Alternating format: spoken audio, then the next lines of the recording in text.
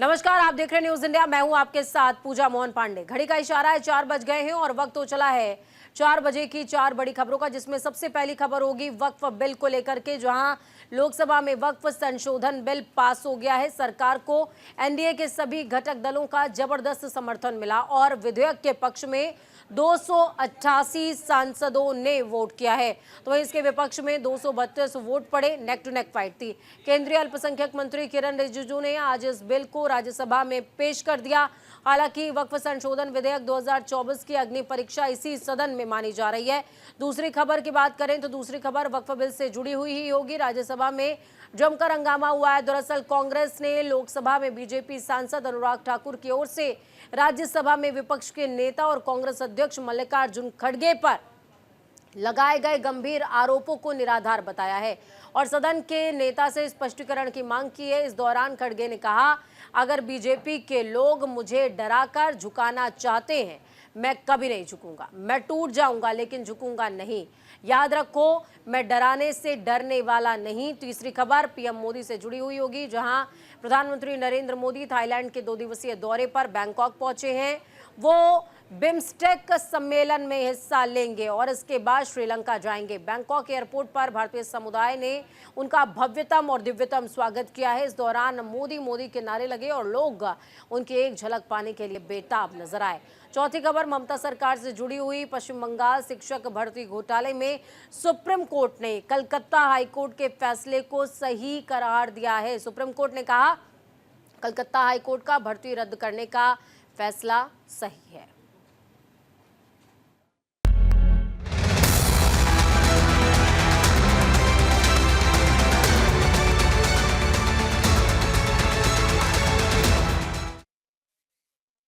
चलिए खबरों के सफर में आगे बढ़ते हैं। राज्यसभा का रुख करते हैं। संजय सिंह क्या कुछ कह रहे हैं, सुनिए।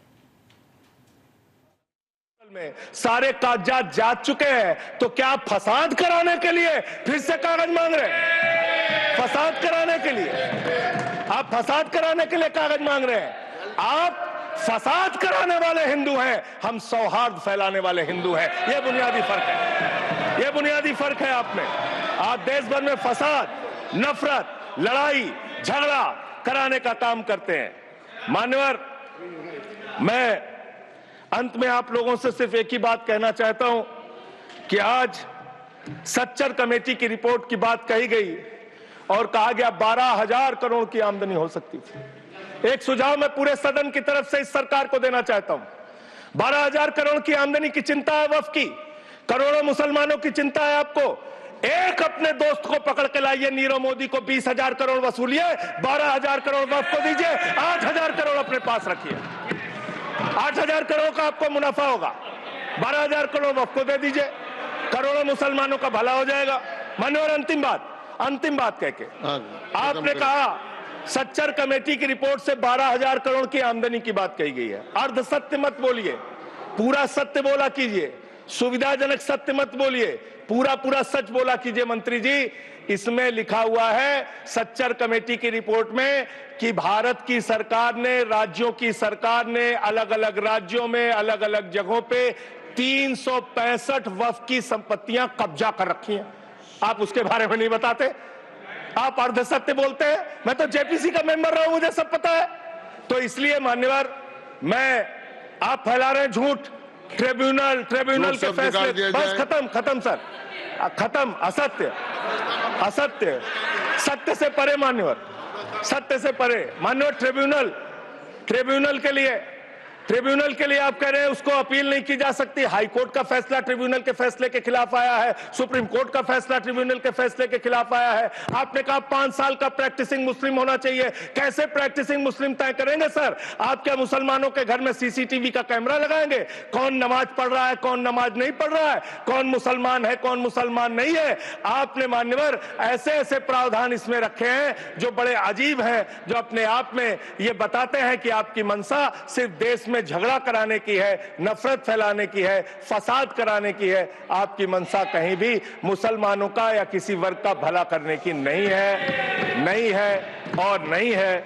बस एक अंतिम बात कह के अपनी बात समाप्त करूंगा। ये काम आपने देश के अंदर बहुत अच्छा शुरू कर दिया। आप एक काम करते हैं, देखो मुसलमानों को ठीक कर रहा हूं, दूसरी तरफ महंगाई बढ़ रही है, नुकसान हिंदुओं का। 94 लाख करोड़ रुपए शेयर बाजार में डूब रहा है, नुकसान हिंदुओं का। 11 लाख बच्चे स्कूलों से बाहर निकल गए, नुकसान हिंदुओं का। तो मुसलमानों का को ठीक करने के नाम पर आप नुकसान देश के करोड़ों हिंदुओं का भी कर रहे हैं। इसलिए ये सब बातें करके देश में आप नफरत फैला के ये सब झगड़े फसाद के काम मत कीजिए। और अंत में आपसे एक ही बात कहना चाहता हूं, अभी भी वो मौका है, इस बिल को जो गैर संवैधानिक है, जो बाबा साहब के संविधान के खिलाफ है, इसको वापस लीजिए। धन्यवाद। श्री दूंगा ही। संजय सिंह जी को मैं जवाब देना चाहता हूं, सबको जवाब देंगे, लेकिन समस्या ये है, माननीय मंत्री जी को हस्तक्षेप करने का अधिकार है। जब मैं when I reply to everybody please, मैं सबको जवाब दूंगा। मैं सिर्फ इतना ही कह रहा हूं कि संजय सिंह इतना तर्कहीन बात करते हैं, जवाब देने के लिए जगह भी नहीं है, पॉइंटलेस बात करता है, बिल से संबंधित नहीं, इधर उधर का बात करता है। पॉइंट में बात कीजिए, मैं जवाब दूंगा बाद में।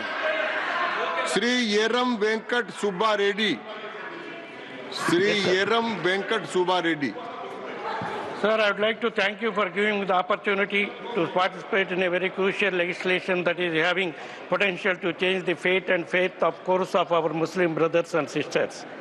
We are very citizens of the country, faith, and I mean to say, faith on the institution of Parliament and Constitution of India, sir. Concerns of Muslim community and constitutional violations, sir. Sir, let us not forget the voice of countless Muslims across India, represented by bodies like All India Muslim Personal Law Board and Jamaat-e-Islami Hindi, who have expressed their deep concerns. Their pleas, however, have not met with indifference. This bill does not address their grievances. Instead, it threatens to undermine the constitutional property rights of Muslims and interfere in religious. तो ये समझ लीजिए कि राज्यसभा में पेश वक्फ संशोधन bill, किरण रिजिजू ने पेश किया है वक्फ संशोधन बिल लोकसभा से पारित हो चुका है। राज्यसभा में किरण रिजिजू का बयान, बिल पर विस्तार से चर्चा हुई है। पहली बार किसी बिल पर इतनी ज्यादा चर्चा हुई है। संसदीय इतिहास में वक्फ बिल पर सबसे ज्यादा चर्चा। जेपीसी को बिल पर 1 करोड़ से ज्यादा सुझाव मिले। देर रात लोकसभा में बिल पारित हुआ है। वक्फ संपत्ति से 12 करोड़ सालाना आय, 8.72 लाख यानी कि 8,72,000 संपत्ति वक्फ के पास मौजूद है। यूपीए सरकार ने बिल में तब्दीलियां करी। 284 संगठनों के लोगों से बिल पर चर्चा हुई है। वक्फ प्रॉपर्टी पर लगातार विवाद के चलते बिल जरूरी है। वक्फ का मैनेजमेंट मुस्लिम के पास ही होगा। वक्फ के मैनेजमेंट में गैर मुस्लिम नहीं होंगे। कांग्रेस सरकार जो नहीं कर पाई वो मोदी सरकार कर रही है। वक्फ संशोधन बिल आज के वक्त की जरूरत है। सरकार का मकसद सभी को सशक्त बनाना है। दुनिया में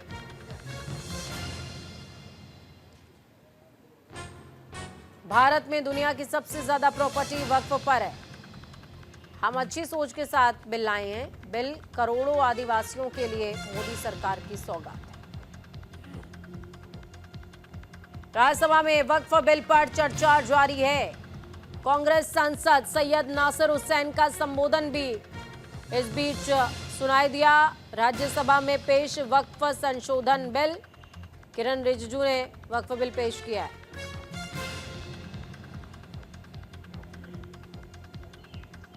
कमेटी बनी, सचर कमेटी का रिपोर्ट 2006 में पेश किया गया।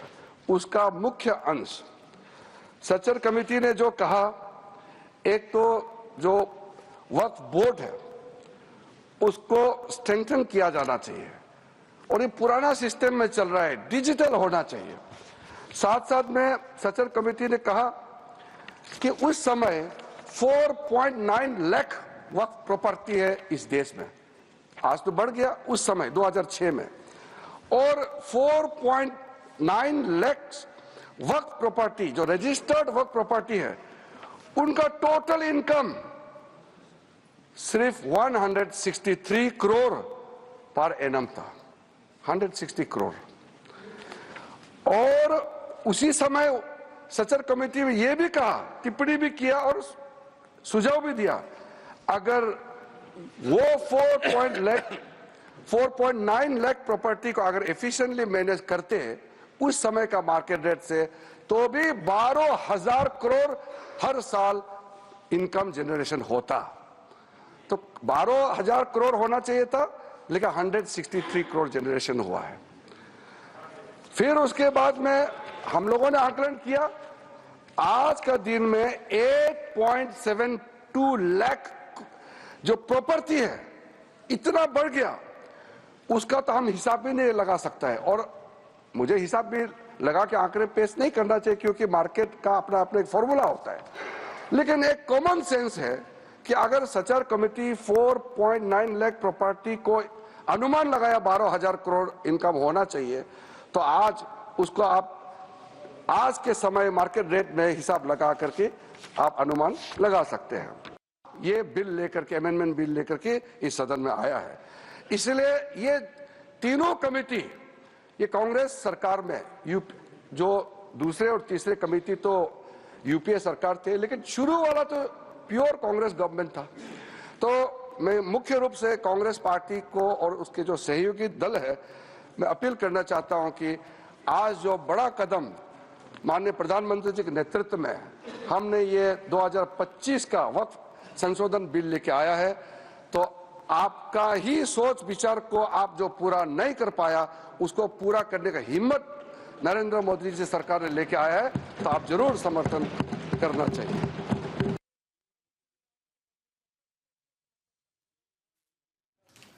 तो राजीव शुक्ला से लेकर राजीव रंजन तक दोनों अलग अलग पार्टी से ताल्लुक रखते हैं। कई नेताओं ने अपनी प्रतिक्रिया जाहिर की है। कौन क्या कुछ कह रहा है, समझिए।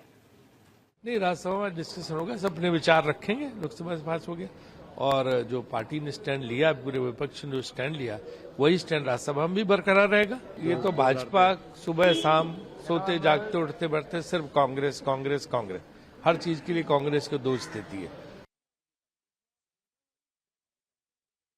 कल का दिन तो इस पर काफी विस्तृत चर्चा हुई, पक्ष और प्रतिपक्ष ने अपनी राय रखी, और विपक्ष ये समझाने में पूरी तरह से असफल हुआ है कि इसमें अलोकतांत्रिक क्या है, असंवैधानिक क्या है, या क्या मुस्लिम विरोधी प्रावधान है। बिंदुवार एनडीए ने सभी तथ्यों पर अपना रुख स्पष्ट किया, अंततः बहुमत से पारित हुआ, और आज राज्यसभा में भी हम पूरी तरह से आश्वस्त हैं कि खुले मन से सांसदों का समर्थन मिलेगा और ये बिल पारित होगा।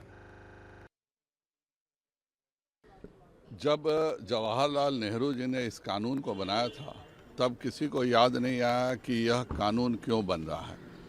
1995 तक के कानून में कोई दिक्कत नहीं थी और किसी को तकलीफ नहीं थी, जैसा गृह मंत्री जी ने बोला। 2013 में जो एक नया परिवर्तन हुआ, उसके कारण माननीय गृह मंत्री जी ने स्वयं बताया कि 1913 से 2013 तक 17 लाख एकड़ की जमीनें थी, और 2013 से 2024 में 21 लाख एकड़ जमीन बढ़ गई। ना हमने अजीम प्रेम जी को जमीन दान करते सुना, ना शाहरुख खान, सलमान खान को, किसी अमीर मुसलमान को ने कोई बड़ी संपत्ति वक्फ किया हो, कभी हमने नहीं सुना। तो ये 21 लाख एकड़ संपत्ति अचानक कहाँ से पैदा हो गई? जो मुसलमानों के रहनुमा बनते हैं, उनसे हर आदमी पूछेगा कि 70 साल में आपने 5 रुपए किसी गरीब को जिस वक्फ संपत्ति से मदद नहीं किया, उससे मोदी जी ने कैसे हजारों करोड़ का। देखो, सरासर जास्ती और धक्का है, और ऐसा कानून लाया गया है जिसमें एक समाज के लोगों को दरकिनारे किया गया है। जिस प्रकार से आप इसमें अमेंडमेंट कर रहे हैं वो सही नहीं है। वो बाकी और किसी धर्म के लिए वो शर्तें नहीं लगती जो वक्फ बोर्ड के लिए लगती है। हमने तो कल कहा है कि 1925 के समय का गुरुद्वारा एक्ट जो हमारा है, कल को आप उसमें भी संशोधन कर देंगे तो क्या करेंगे हम लोग? ऐसा नहीं होगा। गैर समुदाय के लोगों को आपने मेंबर बनाना ये सही नहीं है। फिर कल को इसकी तर्क के देंगे कि मुस्लिम उसमें वक्फ बोर्ड में बाहर वाले लोग हैं, तो फिर हमारे सिखों के समाज में भी आप बना। देखिए, डिस्कशन के बाद बातचीत होगी। लेकिन पूरा का पूरा अप्रोच सरकार का माई वे और हाईवे है। पार्लियामेंट्री डेमोक्रेसी यूं नहीं चलती है। ऐसा ही हमने फार्म लॉज के वक्त भी कहा था, वापस लेना पड़ा ना। हरी नहीं करनी चाहिए, संजीदगी से सोचना चाहिए। देखिए, हम लोग इस बिल का जेपीसी में भी विरोध कर रहे थे, हमने वहां पे अपना विरोध दर्ज कराया और यहाँ राज्यसभा में भी आएगा तो वहां भी विरोध दर्ज कराएंगे। कल लोकसभा में भी अपना विरोध दर्ज कराया हमने। तो ये तो पार्टी का स्टैंड है, लेकिन ये बिल भारत के संविधान के खिलाफ है। भारत के संविधान की धारा 25 और 26 हर व्यक्ति को पूजा अर्चना, इबादत और प्रेयर करने की इजाजत देती है अपनी अपनी धार्मिक मान्यताओं के हिसाब से, और अपनी धार्मिक संपत्तियों का प्रबंधन करने की आजादी देती है। देखिए, पूरी जो क्रोनोलॉजी है वो आपको समझनी चाहिए। कल लोकसभा के अंदर वक्फ संशोधन बिल पर सत्ता और विपक्ष में तीखी बहस हुई। विपक्ष ने बीजेपी सरकार पर जमकर प्रहार किया, हमला बोला, तो वहीं बीजेपी सांसद अनुराग ठाकुर ने बहस के दौरान कांग्रेस अध्यक्ष मल्लिकार्जुन खड़गे पर ही गंभीर आरोप लगा दिए। अब खड़गे ने इन आरोपों का जवाब दिया है। लोकसभा के बाद वक्फ संशोधन बिल को आज राज्यसभा में पेश किया गया। चर्चा के दौरान कांग्रेस अध्यक्ष मल्लिकार्जुन खड़गे ने अनुराग ठाकुर के आरोपों का फिल्मी स्टाइल में जवाब दिया है। मल्लिकार्जुन खड़गे ने कहा, अगर बीजेपी के लोग मुझे डरा कर झुकाना चाहती है तो मैं टूट सकता हूं, लेकिन मैं कभी झुकूंगा नहीं। खड़गे ने यह भी कहा कि अगर ठाकुर ने आरोप साबित कर दिए तो वो अपना इस्तीफा दे देंगे, लेकिन उन्होंने ये भी स्पष्ट किया कि बीजेपी नेताओं की धमकियों से वो नहीं डरते हैं, वो कभी नहीं झुकेंगे। खड़गे ने आगे कहा, मेरा जीवन एक खुली किताब की तरह है जिसमें केवल संघर्ष है, और संघर्ष के बावजूद मैंने हमेशा अपने राजनीतिक जीवन में सर्वोच्च मूल्य स्थापित किए। Yesterday, completely false and baseless charges were hurled at me in the Lok Sabha by Sri Anurag Thakur. Sir, as leader of opposition in the Rajya Sabha and as a president of the Indian National Congress, I am forced to stand up today and condemn Sri Anurag Thakur's wild allegations. I expect an apology from the leader of House. That is the very least the ruling party can and must do. If Sri Thakur cannot prove his allegation, he has no right be in Parliament. He should resign. I seek, and if it is proved, I will resign. Yesterday, completely